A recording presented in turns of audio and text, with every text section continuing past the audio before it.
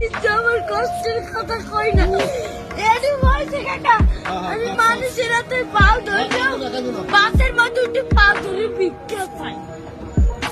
সবাই দেয় ভিক্ষা দেয় ভালো মতো দেয় একজন আজকে একটা তোমার মাঝে খালি একটা মুরগি চাইছি দেখতে কেটা পারছে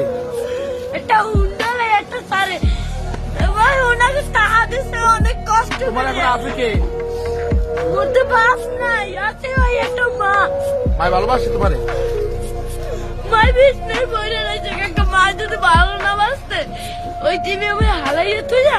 আরেকটা বিয়ে করতে হেলে মায়ের গর্বে ছিলাম হেলে